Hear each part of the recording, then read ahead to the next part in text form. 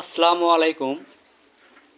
আমি ইদানিং গরুকে বেশি একটা সময় দিতে পারছি না, যার কারণে আমার গরুগুলো একটু বাজে গেছে। কিছু করার নাই, আমার পরীক্ষা চলতেছে। পরীক্ষা বাদে তো আর সম্ভব না যে গরুকে খাওয়ানো। এই জন্য একটু গরুগুলো বাজে গেছে।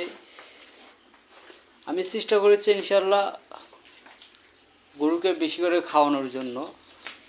আমি আগেই বলছি যে আমার জমিতে ঘাস নেই, এই জন্য আমি খাবারও তেমন দিতে পারছি না। আমি যেটুকুই আমি পারি ওইটুকুই দেওয়ার চেষ্টা করি ইনশাআল্লাহ।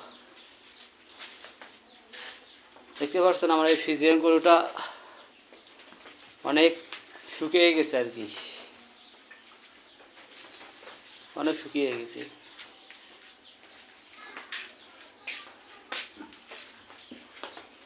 আপনারা দোয়া করবেন যেন আমি ভালোভাবে গরুর পরিচর্যা করতে পারি ইনশাআল্লাহ।